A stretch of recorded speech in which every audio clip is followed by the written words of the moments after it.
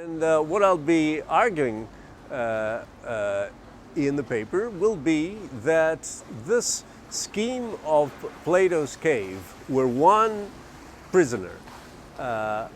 is allowed to escape that condition, go outside, and as a representative of a class of philosophers, go back into the cave and illuminate the rest, has been used in a number of versions for 24 centuries, and all of them have a kind of, as Hannah Arendt has pointed out, a kind of authoritarian ring to them. We have witnessed basically the replacement of that view of a transcendent truth with the will of God, with seemingly scientific or cognitive ideas that pretend to be truth, like the laws of evolution or class struggle, emancipation. We have seen many replacement of that idea, but still is a transcendent truth that entitles the philosopher to rule within the cave. It's basically what we could call an epistocracy. That is, true knowledge is the ground of legitimate rule. I think John Rawls, not in a theory of justice, which is the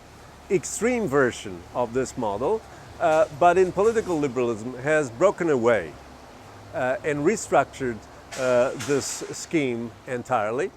And to put it in a nutshell, there's one passage in the dialogue in the Republic where Socrates, addressing Glaucon, his interlocutor, speaks in the plural.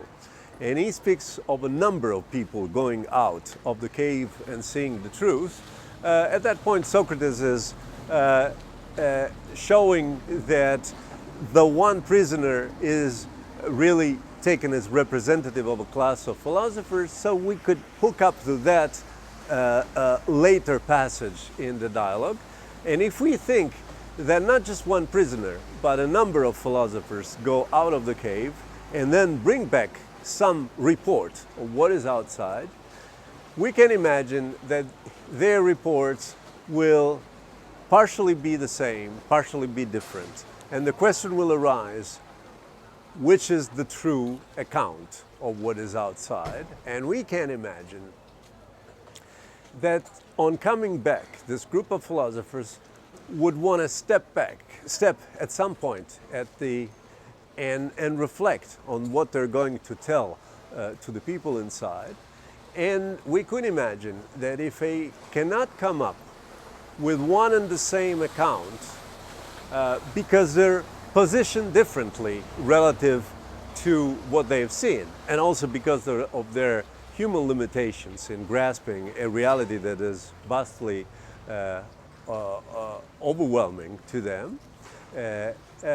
they would want to come to an agreement to rule the cave according to the part of their account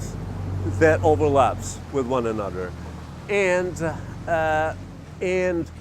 that will leave, that is not to silence the desire to seek truth, but that is tantamount to relocating that wish to find out what the true account is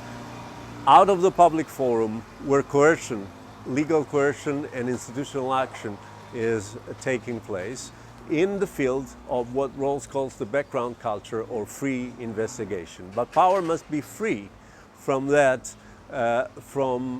being backed up by controversial accounts of the truth. If they were to be asked what is the reason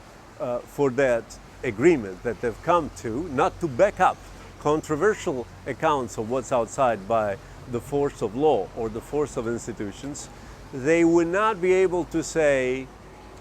that it is one opinion among the others, as in the cave, nor could they say that it's something that they have witnessed from the sunshine out of the cave. They would have to come up to the conclusion that that's the product of their agreement, of what Rawls would call public reason. And I think this is the most powerful way of justifying a pluralistic stance without falling into the trap of making the defense of pluralism a kind of true account, unquestionable true account of what is outside the cave, but make it the product of human public reason. That's in a way, I think, the teaching that the symbol of the cave can still convey to us, consistent with our pluralistic sensibilities.